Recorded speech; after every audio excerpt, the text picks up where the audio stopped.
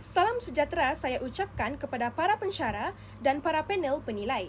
Pada hari ini, kita bersama-sama berkongsi pembentangan KBBBP OPD bagi PJMS 1104 Asas Senaman dan Kecergasan. Pensyarah khusus ialah Dr. Siti Ajar binti Muhammad Noor dan PJMS 1134 Asas Rekreasi dan Kesenggangan. Pensyarah khusus ialah Encik Irwan bin Isduk. Pembentangan ini dikongsi oleh pelajar PPI SMP semester 3 ambilan Ogos 2024 iaitu Jonathan Albert, Putra Muhammad Firdaus bin Harun, Mazlin Jensen dan Siti Aisyah binti Mulyadi. OPD, Objek Pelajaran Digital bagi Kursus Interdisiplinari PJMS 1104 dan PJMS 1134. OPD yang digunakan ialah Google Site dan Google Classroom untuk pengajaran dan pembelajaran ini. Dalam OPD ini merangkumi iaitu bahagian utama yang terdiri daripada HPK, merungkai standard, pentaksiran berterusan dan MK versi pelajar. OPD ini dihubungkan dengan GC bagi melengkapkan hasil pembelajaran khusus bagi kedua-dua subjek.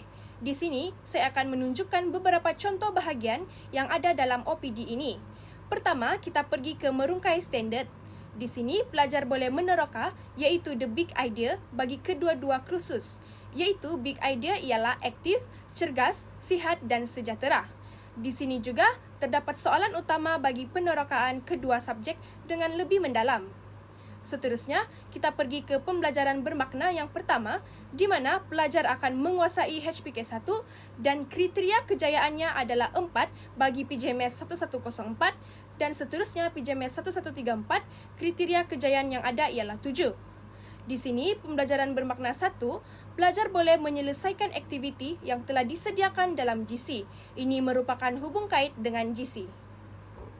Seterusnya, pembelajaran bermakna 2 iaitu terdapat 3 kejayaan bagi menepati HPK 2 dan PJMS 1134 ada 1 kriteria kejayaan bagi menepati HPK 2. Bagi pembelajaran bermakna yang diberikan oleh pelajar dan dilaksanakan yang ada dalam GC iaitu muat naik video, menunya kita pergi pembelajaran bermakna 3 dan ini merupakan aktiviti yang perlu dilaksanakan oleh pelajar bagi menepati HPK 3 bagi PJMS 1104 dan PJMS 1134.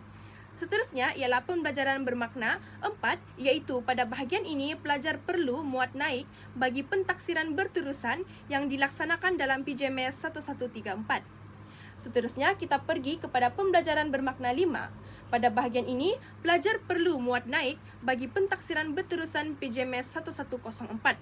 Akhir sekali, refleksi iaitu pelajar di sini akan menyediakan video bagi refleksi gabungan interdisiplinari bagi PJMS 1104 dan PJMS 1134. Kerangka 3R, Rigor, Relevance and Relationship. Yang pertama, kursus PJMS 1134, aktiviti ikatan dan gadget yang dijalankan semasa perkemahan. Dalam aktiviti ini, kami belajar membina struktur menggunakan buluh dan tali. Antara simpulan yang kami gunakan ialah simpulan bunga getih, simpulan manu dan sebagainya. Melalui aktiviti ini juga kami belajar merancang dan menyelesaikan masalah, menyesuaikan reka bentuk mengikut situasi dan bekerjasama dalam kumpulan. Seterusnya, aktiviti ini relevan dengan kehidupan sebenar kerana kemahiran ini berguna semasa perkemahan atau kecemasan. Bukan itu sahaja, aktiviti ini menggalakkan kerjasama dan komunikasi berkesan dalam kumpulan, sekaligus membina hubungan positif antara murid. Yang kedua, kursus PJMS 1104 dalam topik pengambilan kadar nadi. Kami belajar bagaimana kadar nadi menentukan tahap kecergasan seseorang. Kami juga belajar cara untuk mengekalkan tahap kecergasan dan ketahanan fizikal dalam keadaan optimum dan cergas. Selain itu, kami juga diajar untuk merancang intensiti latihan berdasarkan kecergasan seseorang. Kini, kami juga tahu risiko dan masalah kesihatan yang dihadapi melalui kadar nadi. Seterusnya kita beralih kepada model pembelajaran pelajar. Model pembelajaran pelajar yang pertama adalah perhubungan, di mana ia terbahagi kepada 2 komponen iaitu kesepunyaan dan merangkai. Semasa menjalankan aktiviti dalam PJMS 1104, Asas Senaman dan Kecergasan, dan PJMS 1134, Asas Rekreasi dan Kesenggangan, pelajar dapat merasakan persekitaran penyayang yang membantu murid memenuhi keperluan dan merasa dihargai serta diterima. Selain itu, pelajar juga berpeluang menyusun dan menghubungkan beberapa benda atau perkara secara berturutan atau bersamaan dalam memastikan setiap aktiviti yang dirancang dalam kedua-dua subjek lebih berkesan dan memberi manfaat kepada pelajar. Seterusnya kita beralih kepada aspek kedua dalam model pembelajaran pelajar, iaitu aspirasi, di mana ia juga terbahagi kepada 3 bahagian, iaitu jangkaan, keperluan, dan minat. Dalam menjalankan aktiviti bagi kedua-dua subjek, terdapat berbagai jangkaan bagi setiap aktiviti yang dijalankan. Bagi memastikan jangkaan yang dirancang dapat dicapai, beberapa keperluan asas pelajar disediakan dan setiap aktiviti disesuaikan dengan minat pelajar. Akhir sekali ialah belajar cara belajar yang terbahagi kepada 3 komponen, iaitu metakognitif, maklum balas, dan agensi ataupun autonomi. Dalam proses pembelajaran PJMS 1104 dan PJMS 1134, pelajar sedar tentang proses pemikiran sendiri dan kemampuan untuk mengawal, merancang, memantau, dan menilai proses pembelajaran. Bagi meningkatkan lagi kesadaran pelajar tersebut, pensyarah memberi maklum balas berkaitan kelemahan dan kelebihan bagi setiap pelajar agar mereka dapat mencari inisiatif untuk memperbaiki kelemahan tersebut. Selain itu, pelajar diberikan kuasa autonomi untuk menentukan dan merancang setiap aktiviti bagi memastikan aktiviti yang dirancang sesuai minat dan kehendak pelajar dengan menitik beratkan maklum balas dari pensyarah. Seterusnya, konsep 6C. 6C yang pertama ialah karakter, iaitu Sasia di mana menekankan kecekalan, ketabahan, keupayaan mengurus diri dan bertanggungjawab bagi menghadapi cabaran dalam pembelajaran. Berdasarkan aktiviti yang dirancang oleh pelajar dan pensyarah, kami telah menetapkan matlamat dan objektif, iaitu untuk menaiki Bukit Perahu di Tamparuli. Sasia yang telah dibentuk melalui aktiviti ini ialah semangat berjuang dan sokongan daripada rakan-rakan untuk sampai ke puncak bersama tanpa mengenal erti putus asa. Begitu juga dengan gambar kedua, iaitu aktiviti yang telah dirancang ialah mengira kadar nadi untuk menilai intensiti latihan. Melalui ini, pelajar akan berdaya tahan dan mempunyai ketekunan dalam diri untuk meningkatkan tahap kecergasan yang baik seperti yang ada dalam MK versi pelajar. Kedua, citizenship, iaitu kewarganegaraan di mana kesedaran dan tanggungjawab pelajar sebagai warga negara yang prihatin terhadap isu masyarakat, alam sekitar dan negara. Melalui aktiviti yang dirancang bersama rakan, iaitu sebagai EJK perkemahan, kami telah bergotong royong untuk menyediakan tapak perkemahan dan bulu sebagai persediaan kami bagi membuat gadget yang telah dirancang bersama. Setelah itu, kami telah membersihkan kawasan tanpa meninggalkan sampah yang menunjukkan kami peka terhadap alam sekitar. Ketiga, collaboration, iaitu kebolehan bekerja secara berkumpulan, berkongsi idea, bertanggungjawab dan saling membantu.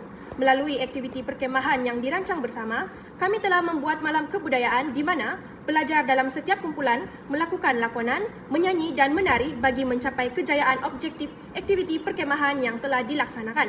Seterusnya, kami juga telah membuat gadget yang boleh digunakan semasa perkemahan oleh setiap kumpulan. Ini menunjukkan kedua-dua aktiviti menyebabkan setiap pelajar perlu memberi pendapat bersama bagi memenuhi pembelajaran yang telah ditetapkan.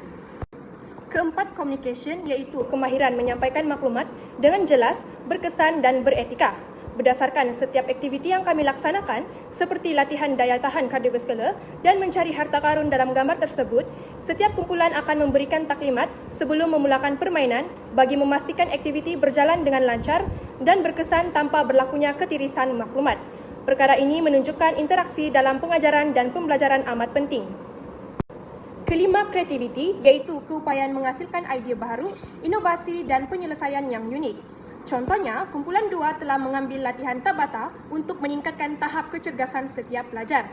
Kumpulan 2 telah merancang setiap aktiviti yang pelbagai dalam latihan Tabata bagi memastikan kejayaan aktiviti tercapai dan memenuhi tahap kecergasan. Seterusnya, latihan kekuatan otot, iaitu kumpulan 6 telah menggantikan alatan dan bel kepada botol mineral yang berisi air untuk aktiviti back rolls bagi meningkatkan kekuatan otot. Keenam, critical thinking, iaitu keupayaan menganalisis maklumat, menilai hujah, menyelesaikan masalah dengan cara logik dan rasional.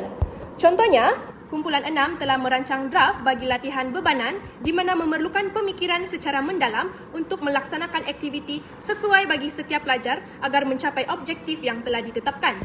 Seterusnya, pelajar juga telah melaksanakan aktiviti untuk menyelesaikan setiap stesen yang telah disediakan oleh kumpulan 3. Contohnya, pelajar diminta untuk melengkapkan puzzle tetapi memerlukan kecergasan dan pemikiran yang kreatif kerana setiap stesen akan melakukan aktiviti yang mencabar. Seterusnya, saya ingin berkongsi tentang amali perkemahan PJMS 1134 yang kami jalankan dapat diterapkan mengikut model reka bentuk pembelajaran yang merangkumi 4 elemen penting. Yang berlangsung, kami berpeluang untuk bekerjasama serta berkomunikasi bersama rakan pembelajaran yang terdiri daripada komuniti di sekitar Bukit Pelanduk, para pensyarah, dan pelajar option yang lain di IPG. Berbincang dengan rakan pensyarah dari Jabatan Kokem dan Jabatan PJ, dalam perkemahan ini kami berpeluang untuk bekerjasama dalam kumpulan kecil, seperti dalam aktiviti mendirikan kemah, memasak, dan mendaki bukit. Amali ini dilaksanakan sepenuhnya oleh pelajar, namun ada juga yang dibantu dan dipantau oleh para pensyarah. Kami memanfaatkan teknologi dengan merakam setiap aktiviti perkemahan, kemudian dikongsi dalam platform media sosial seperti Instagram, Facebook, dan TikTok. Selain itu, aplikasi yang kami gunakan seperti CapCut untuk menyunting video, kami diminta untuk membuat laporan tentang refleksi perkemahan dalam bentuk digital, termasuk menggunakan Words dan Canva. Ini bukan sahaja melatih kemahiran digital, tetapi juga memberi peluang kepada kami bagi menilai diri dan rakan secara terbuka. Amalan pedagogi yang dilaksanakan yaitu pensyarah kami menggunakan pelbagai pedagogi yang bersesuaian bagi mencapai tujuan pembelajaran. Perkemahan dilaksanakan di Institut Pendidikan Guru Kampus Gaya, di mana terdapat banyak kemudahan yang disediakan untuk kami melakukan amali, seperti padang bola, perpustakaan, serta kemudahan seperti bus institut bagi memudahkan kami untuk menjalankan aktiviti seperti mendaki bukit dan sebagainya. Kerangka 3I, Engagement, Enhancement and Extension.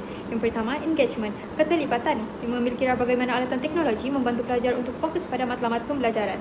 Sebagai contoh, kami gunakan Library Archive dan YouTube sebagai rujukan kedua selepas pensyarah untuk mendapatkan maklumat. Melalui aplikasi YouTube, kami belajar berbagai jenis ikatan untuk kursus PJMS 1104. Manakala, Library Archive untuk kami tambahkan lagi maklumat mengenai jenis regangan dalam kursus PJMS 1134.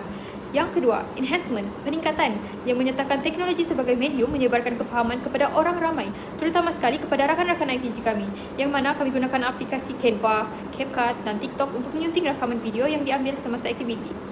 Selain itu, melalui kursus ini kami dapat mempelajari kemahiran baharu, iaitu kemahiran menyunting video untuk menjadikannya lebih interaktif.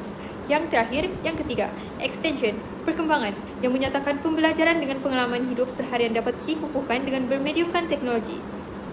Aplikasi yang digunakan untuk menyebarkan ilmu yang kami dapat sepanjang kursus PJMS 1134 dan PJMS 1104 ialah WhatsApp dan juga TikTok. Melalui pembelajaran kursus PJMS 1104, kami gunakan ilmu yang kami ada dengan membuat perkongsian dengan rakan-rakan di IPG.